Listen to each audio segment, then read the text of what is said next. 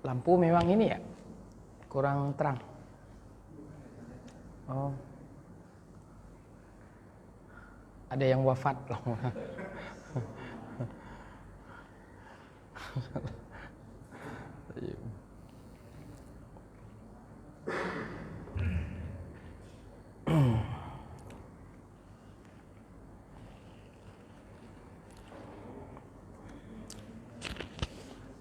Kita mulai. Tayyib. Assalamualaikum warahmatullahi wabarakatuh. Innal hamdalillah nahmaduhu wa nasta'inuhu wa nastaghfiruh wa na'udzu billahi min shururi anfusina wa sayyiati a'malina. Man yahdihillahu fala mudilla lahu wa man yudlil fala hadiya lahu. أشهد أن لا إله إلا الله وحده لا شريك له وأشهد أن محمدا عبده ورسوله اللهم صل على محمد وعلى آله وأصحابه أجمعين أما بعد jamaah Masjid Al-Ikhlas yang dirahmati Allah Subhanahu wa taala, puji syukur kehadirat Allah, kita berjumpa lagi dengan kajian kitab Al-Arba'in An-Nawawiyah karya Abu Zakaria Yahya ibn Sharaf An-Nawawi Asy-Syafi'i rahimahullahu ta'ala. Dan kita sudah sampai hadis yang ke-17. Sudah sampai hadis yang ke-17. Qala rahimahullahu ta'ala an Abi Ya'la Shaddad ibn Aus radhiyallahu ta'ala anhu an Rasulillah sallallahu alaihi wasallam qala إن الله كتب الإحسان على كل شيء فإذا قتلتم فأحسنوا القتلة وإذا ذبحتم فأحسنوا الذبحة وليحد أحدكم شفرته وليرح ذبيحته رواه مسلم. Dari Abi Ya'la Shaddad ibnu Aus radhiyallahu anhu dari Rasulullah sallallahu alaihi wasallam, Rasul bersabda, Innallaha, sesungguhnya Allah Subhanahu wa taala. Inna ini sebagai penguat atau dalam istilahnya disebut dengan taukid. Inna, sesungguhnya. Ketika di awal jumlah atau di awal kalimah, di awal jumlah, di awal kalam, maka dia harokatnya kasroh, inna. Tetapi kalau di pertengahan dia anna, kecuali setelah qala. Maka setelah qala itu dia kasroh. Innallaha, adapun maknanya tidak ada bedanya makna antara inna dan anna. Dan dalam ilmu nahwu itu dia menasabkan isim dan merafa'kan khabar. Innallaha katabal ihsana. Kataba, di mana Allah Subhanahu wa taala menulis, menentukan, sebagaimana yang disebutkan di dalam Al-Qur'an tentang ayat puasa. Ya ayyuhalladzina amanu kutiba alaikumus shiyam. Dan juga ketika Allah Subhanahu wa taala berbicara tentang hukum qisas, Allah mengatakan berbicara tentang jihad. Allah Subhanahu wa taala mengatakan kutiba alaikumul qitalu wa huwa kurhul lakum. Kutiba. Begitu juga kutiba alaikumul qisas.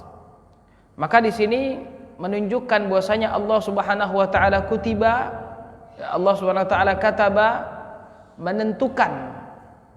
Jadi kataba ini terkadang maknanya menulis dan terkadang maknanya menentukan. Kataba, Allah Subhanahu wa taala menentukan, dan ketentuan dari Allah Subhanahu wa taala kata para ulama terbagi menjadi dua. Ada kitabatu kauniyah dan ada kitabatun syar'iyyah. Jadi ketentuan atau kitabah dari Allah Subhanahu wa taala itu terbagi dua. Ada yang sifatnya kauniyah dan yang kedua ada yang sifatnya syar'iyyah. Kauniyah itu adalah ketentuan dari Allah di alam semesta, terkait alam semesta, dan ketentuan Allah Subhanahu wa taala tersebut harus terjadi. Tidak boleh tidak. harus terjadi dan pasti akan terjadi. Adapun ketentuan Allah Subhanahu wa taala yang sifatnya syar'iyah, syariat, Allah menentukan kita diwajibkan untuk masuk Islam, kemudian ditentukan kita untuk sholat, puasa, zakat, haji dan lain sebagainya, maka ini namanya ketentuan atau kitabatun syar'iyah yang ini bisa terjadi dan bisa tidak terjadi. Artinya seseorang tersebut ketika diciptakan oleh Allah Subhanahu wa taala menjadi manusia, bisa jadi dia masuk Islam, bisa jadi dia tidak masuk Islam. Seseorang bisa jadi sholat dan bisa jadi dia tidak sholat. Nah ini kitabatun syar'iyah. Kalau kitabatun kauniyah itu pasti terjadi, sunnatullah. Allah menentukan matahari berputar, Allah menentukan rembulan bercahaya, ini kitabatun kauniyah, pasti terjadi. Adapun kitabatun syar'iyah, Allah telah menentukan kita wajib masuk Islam, wajib mentauhidkannya. Tapi berapa banyak manusia yang hanya mentauhidkan Allah Subhanahu wa taala? Berapa banyak manusia yang salat? Berapa banyak manusia yang puasa? Artinya di sana banyak yang tidak mentauhidkan Allah, banyak yang tidak salat dan banyak yang tidak puasa. Artinya kalau kitabatun syar'iyah bisa jadi terjadi, bisa jadi tidak terjadi. Innallaha katabal ihsana. Ihsan kalau bahasa Indonesianya adalah kebaikan, dari kata ahsana yuhsinu ihsanan, atau kita sebut hadza amrun hasan, ini adalah sesuatu yang baik. Kalau juga misalnya kita dalam percakapan bahasa Arab, ketika misalnya ada yang mengatakan kepada kita, ya akhi, ta'al hayya ta'kul, kesini makan. Nah nanti dia menjawab hasanan, kalau kita itu baik. Nah, seperti itu. Tayyib. Innallaha katabal ihsana ala kulli syai'. Allah Subhanahu wa taala telah mewajibkan al-ihsan, kita untuk berbuat baik pada segala sesuatu. Maka orang Islam yang beriman kepada Allah Subhanahu wa taala diwajibkan untuk berbuat baik kepada segala sesuatu. Kita berbuat baik kepada segala sesuatu, dan ihsan di sini kembalinya kepada syariat. Bukan kepada akal pikiran kita, bukan kepada adat istiadat kita, tetapi kembalinya kepada syariat. Yang dikatakan ihsan baik itu menurut syariat, itulah yang baik. Dan yang dikatakan buruk oleh syariat, maka itu buruk. Yang dikatakan baik oleh syariat, maka itu baik. Yang dikatakan buruk oleh syariat, maka itu buruk. Maka kembalinya kepada syariat. Kecuali sesuatu yang memang tidak ditentukan oleh syariat, maka baru dikembalikan kepada urf, kebiasaan atau adat. Makanya ada dalam kaidah fiqhiyah, al-'adatu muhakkamah. Adat itu diamalkan ketika tidak ada ketentuan rinci dari syariat, maka dikembalikan kepada adat. Contoh misalnya perintah Allah di dalam Al-Quran, wa'ashiruhunna bil ma'ruf, dan pergaulilah istri-istri kalian dengan ma'ruf, dengan baik. Maka dengan baik ini patokannya adalah kebiasaan kaum muslimin di suatu tempat. Nabi SAW memerintahkan kepada kita untuk menghormati tamu, untuk berbuat baik kepada tetangga. Nah ini tidak jelaskan harus seperti apa, maka dikembalikan kepada adat atau urf, karena memang tidak ditentukan bagaimana rincinya. Begitu juga misalnya kalau dalam muamalah ada seseorang yang misalnya menyewa seseorang untuk bekerja. Dia nyuruh untuk bekerja, tapi belum ditentukan upahnya berapa. Belum ditentukan nominal upahnya berapa. Setelah selesai pekerjaan, maka yang bekerja tadi kemudian minta upah. Nah di sini bagaimana? Berapa upah yang harus diberikan? Yang belum ada kesepakatan di awalnya tadi, maka dikembalikan kepada kebiasaan atau adat di suatu tempat tersebut. Begitu juga misalnya kalau ada seseorang yang melakukan akad pernikahan dan belum memberikan mahar. maka dia harus memberikan mahar sebagaimana adat kebiasaan di suatu tempat tersebut, berapa mahar yang harus diberikan. Baik.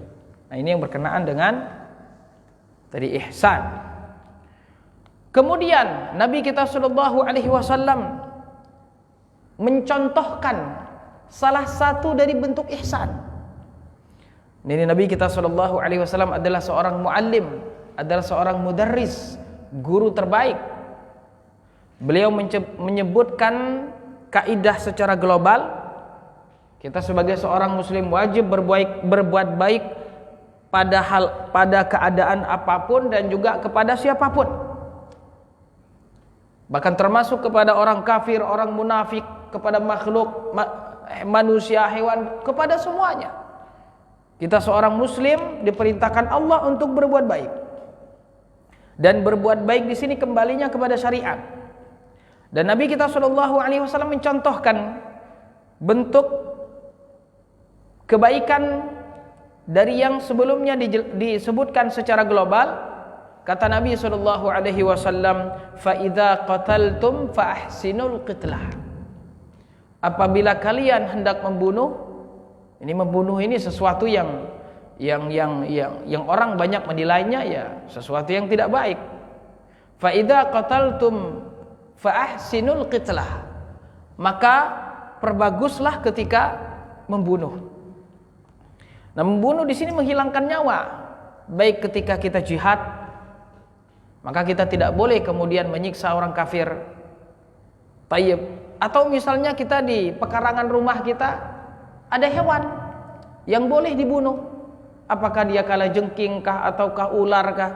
Ataukah misalnya memang anjing ada yang mengganggu dan lain sebagainya, dan secara hukum itu boleh dibunuh. Maka ini pun kita diperintahkan untuk membunuh dengan cara baik. Artinya bagaimana kalau seandainya anjing boleh dibunuh tersebut, bagaimana dia ya mati selesai. Jadi tidak kemudian disiksa, dikuliti, sampai diteriak-teriak misalnya, tidak demikian. Tayyib. Maka di sini ketika kita membunuh pun, maka kita membunuh dengan baik.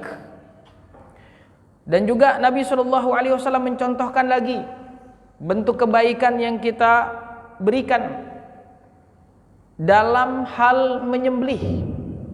Kata Nabi SAW, "Wa idza dzabhtum fa ahsinud dzibha." Dan apabila kalian menyembelih, maka perbaguslah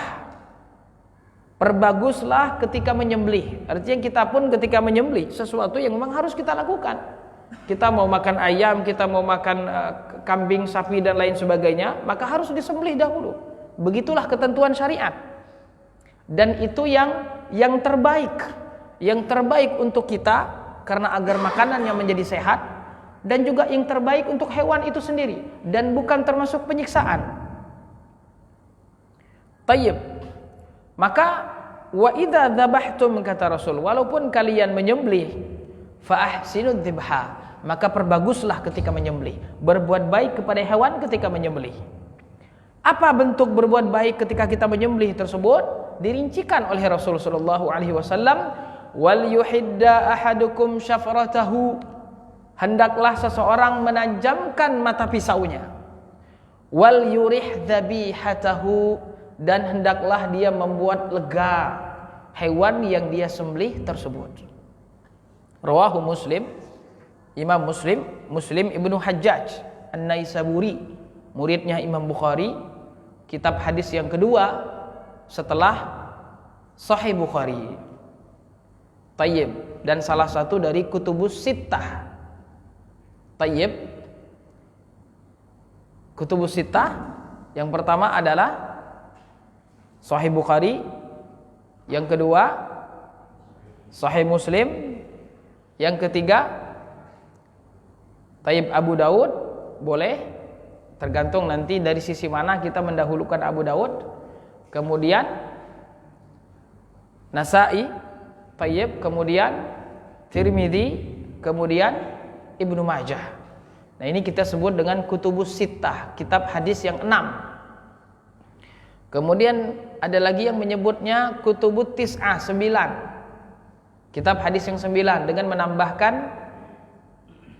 Musnad Imam Ahmad, Muwatta Imam Malik, dan Sunan Ad-Darimi. Ini kutubut tis'ah. Maka kebanyakan hadis-hadis Rasulullah SAW maka berputarnya di kitab yang 9 ini. Dan Sahih Bukhari dan Muslim menduduki posisi yang paling tinggi dari sisi kesahihan. Kalau dari sisi yang duluan menulis kitab hadis tersebut Imam Malik. Imam Malik gurunya Imam Syafi'i, kitab Muwatta. Beliau wafat pada tahun 179 Hijriah. Tetapi ini dari segi kesahihannya, maka yang menduduki tingkat tertinggi adalah Sahih Bukhari, yang kemudian Sahih Muslim.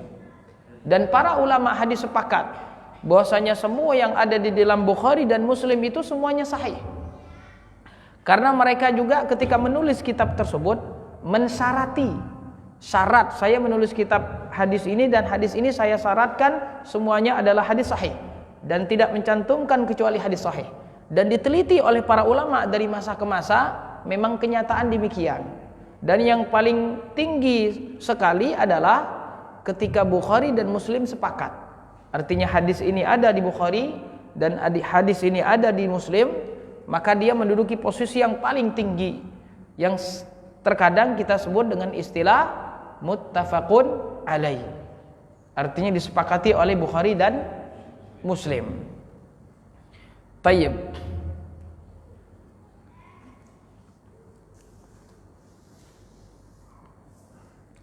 Memang kita alhamdulillah kita juga sudah mulai belajar hadis.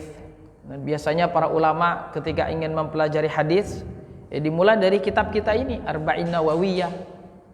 Kalau kita ingin mempelajari hadis, kalau Al-Qur'an kan sudah baku seperti itu.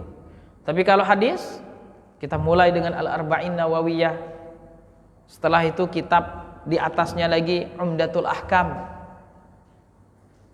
Kumpulan hadis Bukhari dan Muslim yang mengumpulkan dasar-dasar permasalahan-permasalahan fikih. Nah, setelah Umdatul Ahkam nanti Bulughul Maram punya Ibnu Hajar Al-Asqalani, ini lebih luas lagi. Bukan hanya mencantumkan dari Bukhari dan Muslim saja, tetapi di luar dari Bukhari Muslim yang berkaitan dengan hadis-hadis fikih. Nah, kemudian setelah itu misalnya bisa masuk ke Riyadhus Shalihin karya Imam Nawawi juga, atau mukhtasar ringkasan Sahih Bukhari atau ringkasan Sahih Muslim. Para ulama seperti itu biasanya mereka menghafal hadis-hadis sampai nanti menghafal Sahih Bukhari-nya langsung. Tayyib. Nah, kita kembali ke matan kita. Kata Nabi SAW, wa idza dzabhtum fa ahsinu dzibhah. Maka ketika kalian menyembelih, maka perbaguslah di dalam menyembelih. Maka para ulama ketika membahas tentang permasalahan menyembelih, maka ada beberapa hal yang harus kita perhatikan.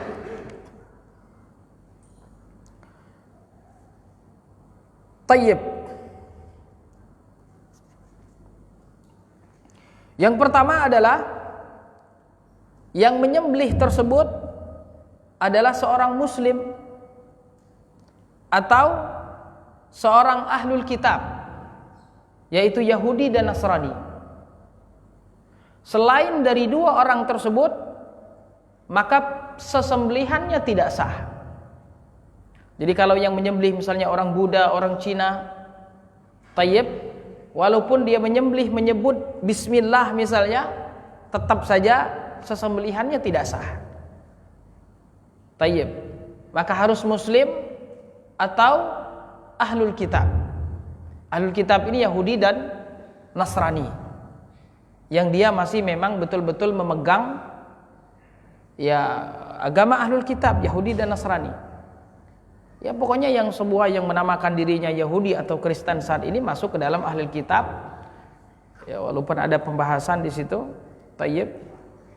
Karena memang firman Allah Subhanahu wa taala di dalam Al-Qur'an membolehkan kita untuk makan dari makanan sesembelihan ahlul kitab dan juga boleh menikahi perempuan yang baik-baik dari ahlul kitab. Memang kita diperbolehkan. Yang tidak boleh itu kalau perempuannya dari Islam menikah dengan laki-laki dari ahlul kitab, itu tidak boleh. Tapi kalau laki-laki dari Muslim Islam menikah dengan perempuan dari ahlul kitab Yahudi dan Nasrani, itu boleh, dengan syarat tidak membahayakan agamanya. Tayyib. Firman Allah Subhanahu wa taala dalam surat Al-Maidah, wa ta'amul ladzina utul kitaba hillul lakum. Kata Allah, dan makanan sesembelihan, kata Ibnu Abbas menafsirkan, yaitu sesembelihan dari ahlul kitab itu halal bagi kalian. Tayyib.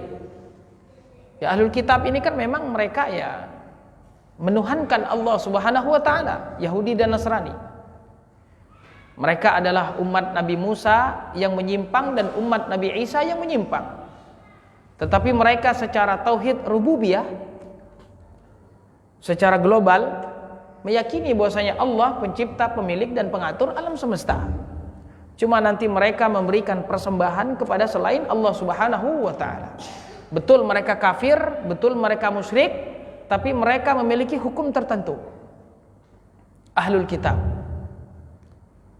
Tayyib. Makanya kita kalau dakwah ke ahlul kitab itu lebih mudah daripada dakwah kepada selain dari ahlul kitab. Kalau ahlul kitab itu cara berdakwahnya, ya kalau tidak bisa diajak dengan misalnya dengan menyampaikan bil hikmah wal mau'izatil hasanah, maka wajadilhum billati hiya ahsan, mujadalah, diskusi, debat terkait ya keyakinan mereka, dan sangat mudah sekali untuk dilunturkan. Ya karena memang tidak ada dasarnya. Yang kata Allah di dalam surah Al-Fatihah, ghairil maghdubi alaihim, al-maghdub, orang-orang Yahudi mereka tahu tetapi tidak mengamalkan. Adapun Nasrani waladhdallin, yaitu Nasrani, mereka beramal tidak dengan ilmu. Maka sangat mudah kemudian untuk dijatuhkan dalil-dalil orang-orang Nasrani. Tayyib. Kemudian yang kedua, ketika menyembelih hewan sesembelihan tersebut harus dengan menggunakan alat yang sampai mencucurkan darah. Jadi alat yang digunakan harus sampai mencucurkan darah, baik itu dari besi atau dari batu atau dari emas atau dari perak.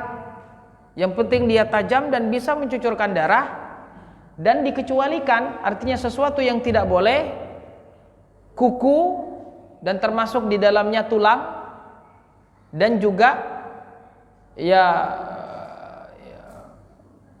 alat pemotong orang-orang Habasyah. Ya mereka biasa memakai kuku juga untuk menyembelih, memelihara kuku untuk disembelih. Nah ini tidak boleh. Kuku tidak boleh, termasuk juga tulang. Ada tulang misalnya yang tajam juga tidak boleh. Kalau kuku ini karena memang dia ya tidak boleh, karena memang ya dia adalah dipakai oleh orang-orang Habasyah. Tayyib. Dan juga tulang karena memang dia adalah makanan jin. Tulang adalah makanan jin. Jadi kalau seandainya tulang itu, kalau dia tulangnya dari hewan yang telah mati tanpa disembelih, artinya dia bangkai, maka tidak boleh menyembelih dengan sesuatu yang najis. Kalau misalnya tulang itu dari hewan yang dia adalah bangkai, maka tulang ini otomatis najis, maka tidak boleh kita gunakan untuk menyembelih. Kalaupun tulang itu dari hewan yang disembelih dengan cara halal, maka tulang ini dia adalah makanan jin. Nabi SAW pernah mengatakan kepada bangsa jin yang ziarah kepada Rasul SAW, kata Rasul di dalam Sahih Muslim, kata Rasul, lakum kullu 'azmin dzukira smullahi alaihi. Kata Rasul, untuk kalian semua tulang yang disebutkan nama Allah Subhanahu wa taala. Jadi tulang yang dari hewan yang disembelih itu adalah makanan jin. Maka salah satu larangan dari Rasulullah SAW saat kita beristinja juga, saat kita membersihkan dari buang air besar, sesuatu yang dilarang juga adalah dari kotoran hewan dan juga tulang. Karena tulang adalah makanan jin. Tapi Ustaz, gimana ceritanya kok tulang ini kan gak ada dagingnya? Wallahu a'lam. Perkara jin adalah perkara gaib. Nabi SAW mengabarkan demikian, maka tidak boleh bagi kita kemudian membantah atau kemudian mendustakan apa yang dikatakan oleh Nabi SAW. Yang dikatakan oleh Nabi kita SAW adalah sesuatu yang benar. Dan kita ingat, kata Nabi SAW, ada seseorang yang tidak terbangun ketika salat subuh. Apa kata Nabi SAW? Balas syaitanu ala udhunai. Kata Nabi SAW, syaitan kencing di telinganya sampai dia tidak terbangun. Taib. Nah ini gimana kok ada orang tidak terbangun subuh, kata Rasul telinganya dikencingi oleh syaitan. Wallahu a'lam. Lagi-lagi perkara jin ini adalah perkara gaib. Malaikat adalah perkara gaib. Ruh yang ada di dalam tubuh kita yakin kita punya ruh, dan ketika kita tidur ruh kita tersebut keluar, tetapi kembali lagi. Dan ketika ajal kita sudah tiba, ruh kita diambil oleh malaikat dan tidak kembali lagi. Kita tidak tahu hakikat ruh, karena ruh termasuk rahasia Allah Subhanahu wa ta'ala, dan kita tidaklah diberikan ilmu kecuali sedikit. Kita yakin ada ruh. Maka tulang ini dia sesuatu yang tidak boleh digunakan untuk menyembelih. Kalau dia dari hewan yang najis, artinya bangkai, maka kita tidak boleh menyembelih hewan dengan sesuatu yang najis. Kalau dia adalah sesuatu yang memang dari hewan yang halal, maka itu adalah makanan saudara-saudara kita dari bangsa jin. Tayyib. Kemudian selanjutnya adalah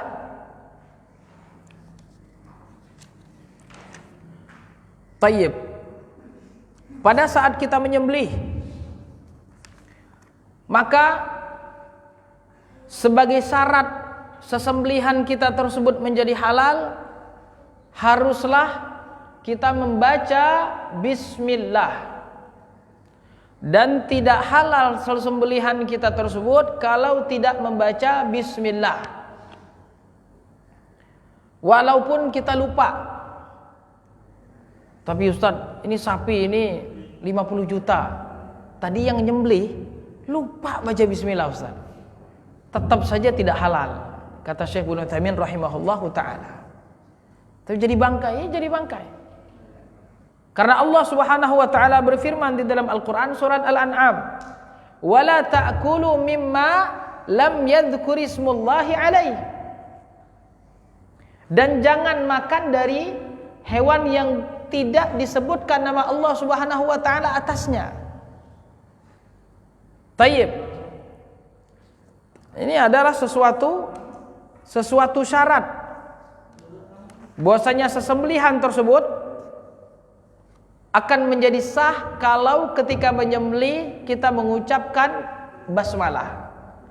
Dan kalau kita tidak mengucapkan basmalah karena sengaja atau lupa, maka sesembelihan kita tidak sah. Dan Nabi SAW juga bersabda, "Ma anharad dama wa dzukirusmullahi alaihi fakul."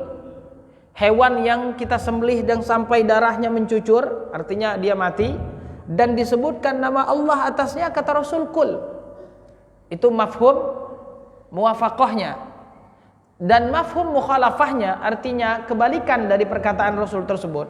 Berarti yang tidak disembelih dan yang tidak disebutkan nama Allah Subhanahu wa taala, maka dilarang oleh Nabi SAW untuk memakannya. Maka membaca basmalah ini adalah syarat dari kehalalan hewan sesembelihan kita. Tayyib. Walaupun kita misalnya menyembelih, walaupun kita misalnya menembak hewan misalnya, karena ada pengecualian, ada hewan yang kadang tidak bisa disembelih. Ada hewan yang tidak bisa disembelih dan kita mencucurkan darahnya misalnya dengan sesuatu misalnya batu atau peluru, senapan, pistol dan lain sebagainya.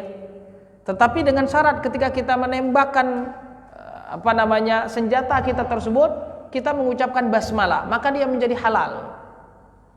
Karena ini memang sesuatu yang dikecualikan.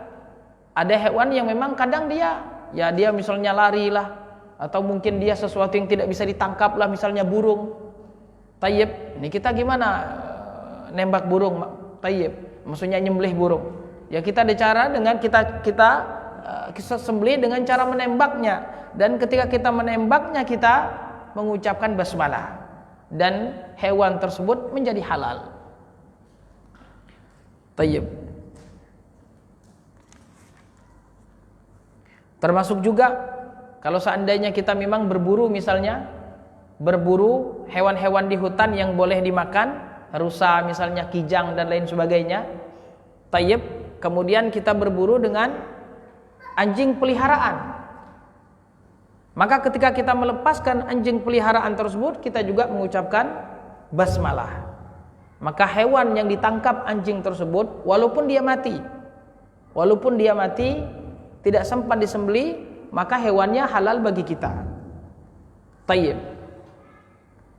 Dan dengan syarat, tapi anjingnya adalah anjing yang memang kita latih. Anjing yang tidak terlatih tidak halal. Anjing yang tidak terlatih tidak halal. Yang halal adalah anjing yang terlatih. Dan kalau seandainya ada banyak anjing di situ, ada yang terlatih dan tidak terlatih, tahu-taunya di situ ada hewan yang dimakan oleh anjing tadi, dan kita tidak tahu yang mana anjing yang memakan hewan tadi, maka ini tidak boleh kita makan. Karena ada campuran dari anjing-anjing yang lain. Dan kalau kita yakin dia mati dengan anjing yang kita latih tadi, maka dia menjadi halal. Taib, ini adalah keadaan-keadaan yang memang kita tidak bisa sampai menyembelih hewan tersebut. Taib. Dan di antara yang perlu kita perhatikan juga adalah ketika kita menyembelih sesembelihan tersebut, maka kita harus memotong 2 urat. Yang 2 urat tersebut adalah aliran darah yang mengalir, yang bersambung ke jantung, yang di dalam istilah Arabnya disebut dengan wadjaini. Jadi dia adalah urat yang memang dia bersambung dengan jantung. Dan ada istilah hulqum dan mari. Ini adalah saluran kerongkongan dan juga untuk makanan dan pernapasan. Nah, ini hukumnya sunnah saja untuk dipotong.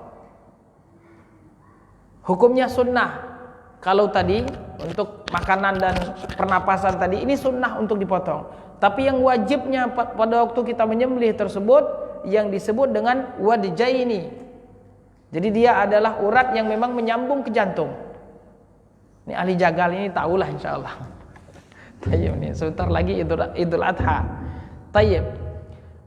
Kalau hanya memotong kerongkongan saja tadi, kerongkongan dan mari tadi, tayyib, nah ini tidak halal sesembelihan kita. Maka yang harus dipotong adalah, yang wajib dipotong adalah 2 urat yang mengalirkan darah ke jantung atau dari jantung tadi. Itu yang wajib dipotong ketika kita menyembelih. Kalau mau dipotong 4-4-nya itu lebih bagus. Tayyib. Dan ada yang perlu kita perhatikan juga, yang diingatkan oleh para ulama, ketika kita menyembelih misalnya, maka tunggulah hewan tersebut memang dia sudah mati dari sesembelihan kita. Artinya jangan sampai nanti kita tidak sabar menunggu, misalnya ini hewan kok belum mati-mati, kemudian lehernya kita patahkan misalnya. Tidak demikian. Maka tunggu sampai betul-betul dia mati dengan sesembelihan kita. Tayyib. Dan juga para ulama berbicara tentang berbuat ihsan kepada hewan yang kita sembelih. Di antaranya adalah jangan kita kemudian menajamkan senjata kita di depan hewan yang lain yang nanti gilirannya akan disembelih. Nah, ini bukan termasuk ihsan. Ihsan adalah ketika kita menajamkan parang kita, pisau kita jauh dari hewan-hewan lain dan dia tidak melihat senjata tersebut. Kemudian ketika kita menyembelih hewan tersebut itu juga, maka kita juga jangan sampai membuat hewan tersebut merasa tersakiti sebelum disembelih. Misalnya dengan mengikat kakinya sampai kemudian membuatnya menjadi sakit dan lain sebagainya. Usahakan meminimalisir agar hewan tersebut tidak merasakan kesakitan ketika dia disembelih. Tayyib. Makanya di dalam cara menyembelih unta juga itu berbeda dengan cara menyembelih sapi. Kalau menyembelih sapi itu disebut dengan zabah. Zabah itu kita menyembelih. Zabah dalam bahasa Arabnya mau di atas, mau di tengah, mau di bawah tidak masalah. Mau di atas, di tengah, di bawah tidak masalah. Nah, itu zabah. Adapun untuk menyembelih unta, ini memang dia berbeda, bukan zabah namanya tapi nahar. Nahar ini adalah dengan merobek atau menusuk bagian lehernya, ditusuk atau dirobek pakai pisau yang kemudian darahnya mengalir, dan kalau dia sudah jatuh maka dia berarti sudah halal untuk dimakan. Karena memang unta ini memang sulit memang untuk ditaklukkan. Kita sapi saja bukan main sulitnya, apalagi unta. Dan unta ini memang adalah hewan yang konon katanya memang yang agak-agak punya sensitivitas yang lebih besar dibandingkan dengan hewan-hewan lainnya. Jadi kadang kalau dia marah itu kadang dia bisa membunuh tuannya sendiri. Ada banyak cerita, ada orang-orang yang tangannya digigit oleh unta. Itu kalau gigit itu, makanya dia adalah hewan padang pasir yang kadang makanannya itu adalah duri-duri di padang pasir. Tapi dia tetap kuat untuk makan tumbuhan-tumbuhan yang berduri tersebut, yang hewan-hewan lain tidak kuat. Tayyib, karena memang dia adalah perahunya padang pasir, sebagaimana dikatakan hewan yang padang pasir yang memang didesain oleh Allah Subhanahu wa taala untuk menjadi kendaraan di padang pasir yang tidak bisa diwakili oleh hewan-hewan lainnya. Maka dari itu kalau misalnya kita menyembelih unta, maka kita tusuk saja di lehernya. Kalau dia sudah jatuh maka dia sudah halal. Tayyib. Maka demikian jemaah sekalian yang dirahmati Allah, yang berkenaan dengan sesembelihan, maka dari hadis Nabi SAW ini yang intinya adalah kita diperintahkan oleh Nabi SAW, dan ini adalah perintah Allah, bahwasanya Allah Subhanahu wa taala telah menetapkan kebaikan pada segala sesuatu. Maka kita wajib sebagai seorang muslim untuk melakukan kebaikan, dan kebaikan ini kembalinya kepada syariat. Tayyib. Sesuatu yang bisa kita lakukan dengan lemah lembut, maka lemah lembut yang kita kedepankan. Kecuali sesuatu yang tidak bisa dengan lemah lembut, maka baru kemudian kita dengan ketegasan di situ. Tapi kalau ada dua pilihan untuk menyelesaikan suatu permasalahan, ada dua pilihan, dengan cara tegas atau dengan cara lemah lembut, maka yang kita pilih adalah lemah lembut. Tayyib, berdasarkan dengan hadis ini. Kecuali sesuatu yang tidak bisa kita lakukan dengan lemah lembut, maka bisa kita lakukan dengan ketegasan. Dalilnya adalah hadis Nabi SAW dari Aisyah radhiyallahu anha, bahwasanya ketika ada seorang Yahudi datang kepada Nabi SAW dan mereka rombongan. Yahudi tersebut mengucapkan kepada Rasul SAW salam kematian. Kata mereka, "Assalamu alaika ya Muhammad." Assam itu artinya kematian. Didengar oleh Aisyah radhiyallahu anha, maka dijawab oleh Aisyah radhiyallahu anha, "Assamu wal la'natu alaikum." kematian dan laknat untuk kalian. Kemudian ditegur oleh Nabi sallallahu alaihi wasallam. Mahlan ya Aisyah. Tenang ya Aisyah. Santai ya Aisyah. Kemudian Nabi sallallahu alaihi wasallam mengatakan, "Innallaha rafiqun yuhibbur rifqa." Allah Subhanahu wa taala Maha lemah lembut dan mencintai lemah lembut.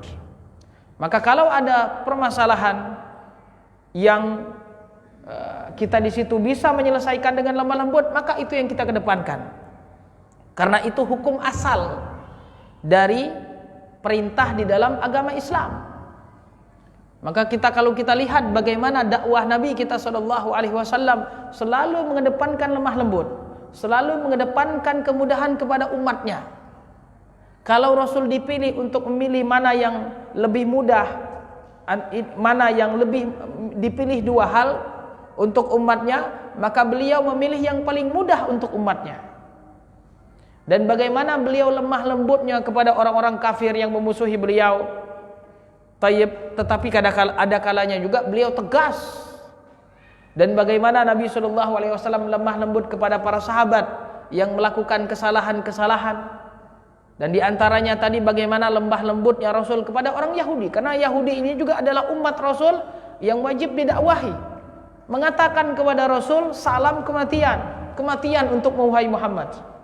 Aisyah sebagai seorang yang manusiawi membalas dan ditambah lagi dengan laknat oleh Aisyah, ditegur oleh Nabi sallallahu alaihi wasallam. Maka kata Nabi sallallahu alaihi wasallam, apabila ahlul kitab mengucapkan salam kepada kalian, maka jawablah wa alaikum. Kalau ada ahlul kitab mengucapkan salam dan kita tidak memulai, kalau dia memulai salam, ya tidak apa-apa. Tapi kalau kita memulai tidak boleh. Kalau kita memulai tidak boleh. Tapi kalau dia salam, ini kan salam kita kan banyak sekarang, ada pejabat yang agamanya Kristen tapi dia salam. Maka kita tidak jawabnya assalamualaikum waalaikumsalam warahmatullah, tidak. Tapi kita jawabnya waalaikum. Tayyib. Kalau dia doa baik ya untuk dia, kalau dia doa buruknya kembalinya juga ke dia. Nah, ini jamaah sekalian yang dirahmati Allah, tentang masalah ihsan, tentang masalah rifq, tentang masalah al-hilm. Al-hilm itu mimpi, al-hilm, hilmun kesabaran. Wal anat, ya, kita tidak tergesa-gesa. Ini memang adalah akhlak-akhlak yang diajarkan di dalam agama Islam.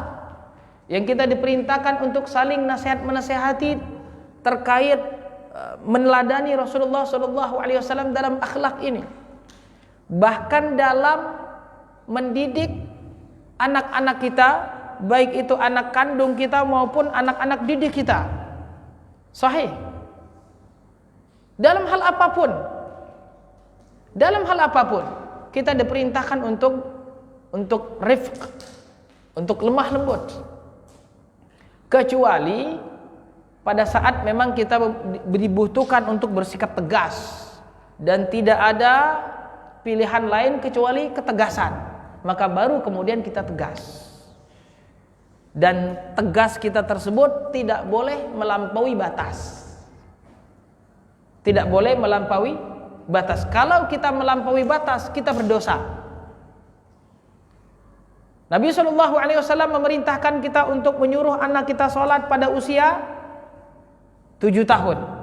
7 tahun belum balik, tapi sudah diperintahkan untuk sholat. 10 tahun dia tidak sholat, boleh dipukul. Mukul anak. Ini bukan hukum asal dari hukum asal dari ajaran Islam. Tapi karena sholat adalah perintah yang sangat besar, yang sangat kuat, rukun Islam yang kedua. Kalau seseorang masih sholat, maka dia masih seorang muslim. Kalau dia sudah tidak sholat sama sekali, itu kalau mati tidak perlu disolatkan. Tayyib. Kata sahabat Abdullah ibnu Syaqiq, tidak ada sesuatu yang dipandang oleh sahabat Nabi SAW kalau meninggalkannya itu hukumnya kufur kecuali salat. Jadi para sahabat Nabi SAW memandang orang yang tidak salat itu hukumnya kufur. Dan dari hadis Nabi SAW juga bahwasanya man tarakaha faqad kafar. Barang siapa yang meninggalkan salat itu maka dia telah kufur. Tayyib. Maka ini sesuatu yang sangat besar sekali di dalam Islam tentang perintah salat. Maka dari itu usia 7 tahun sudah diperintahkan untuk salat, 10 tahun dia tidak salat boleh dipukul.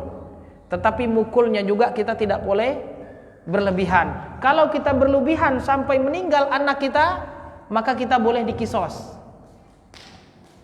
Hukum asalnya ada orang tua bunuh anak, orang tua tidak dikisos. Tidak dikisos. Tayyib. Ya karena anak ini adalah ya hasil dari orang tua. Dan ini memang sesuatu yang tidak lazim orang tua sampai membunuh anak. Tayyib. Kalau terjadi orang tuanya tidak dikisos. Tetapi kata para ulama ketika berbicara, kalau seandainya kita melampaui batas, artinya melampaui batas yang ditentukan oleh syariat, maka ini kita bisa dikisos. Tayyib. Azan dulu. Tayyib. Barakallahu fikum. Kita azan terus salat. Setelah itu kita lanjut setelah salat. Tayyib. Barakallahu fikum. Insyaallah nanti kita setelah salat kita akan masuk hadis ke 18, hadis tentang takwa. Barakallahu fikum walhamdulillahirabbil alamin. Wassalamualaikum warahmatullahi wabarakatuh.